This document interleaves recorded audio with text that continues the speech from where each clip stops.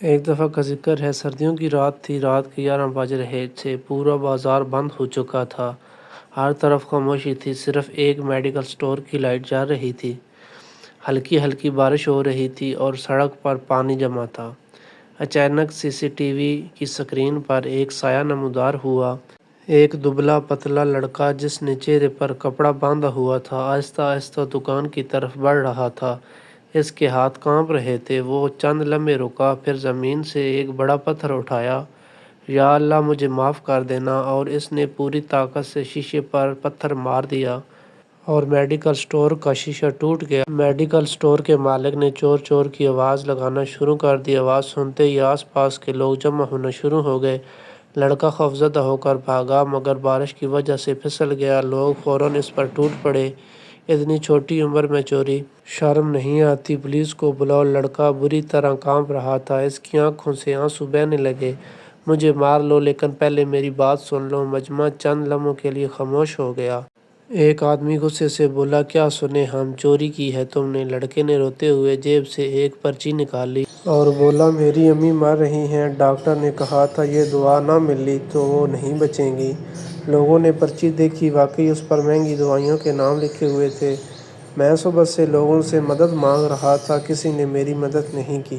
اس کی آواز ٹوٹنے لگی، میں چور نہیں ہوں، بس اپنی امی کو مرنے نہیں دینا چاہتا۔ مجمع خاموش ہو گیا۔ کچھ لوگوں نے نظریں جھکا لیں۔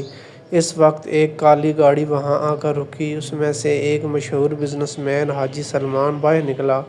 یہاں کیا ہو رہا ہے؟ لوگوں نے ساری بات بتا دی۔ حاجی سلمان آہستہ آہستہ لڑکے کے قریب آیا اور لڑکے سے اس کا نام پوچھا تو لڑکے نے بتایا، میرا نام زین ہے۔ تو حاجی سلمان نے کہا، اگر ہم تمہیں چھوڑ دیتے تو تم کیا کرتے؟ زین نے آنسو صاف کرتے ہوئے کہا، میں دوا لے کر اپنی امی کے پاس بھاگ جاتا۔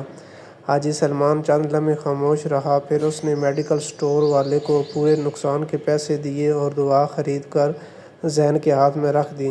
چلو، مجھے اپنی امی کے پاس لے چلو۔ زین حیران رہ گیا۔ بارش تیز ہو چکی تھی۔ زین انہیں شہر کے پچھلے علاقے میں ایک ٹوٹے پھوٹے کمرے تک لے گیا۔ اندر اندھیرا تھا۔ ایک کمزور عورت بخار میں تڑپ رہی تھی۔ امی، عورت نے مشکل سے آنکھیں کھولیں۔ زین، تم آ گئے؟ حاجی سلمان نے فوراً اپنے ڈرائیور کو ڈاکٹر بلانے کے لیے بھیجا۔ کچھ دیر بعد ڈاکٹر آیا اور علاج شروع کیا۔ ڈاکٹر نے کہا، اگر 1-2 گھنٹے اور دیر ہو جاتی تو جان بچانا مشکل تھا۔ یہ سن کر زین کی آنکھوں سے آنسو نکل آئے۔ وہ دیوار کے ساتھ بیٹھ گیا اور رونے لگا۔ حاجی سلمان اس کے پاس آیا، ڈر مت، تمہاری امی ٹھیک ہو جائے گی۔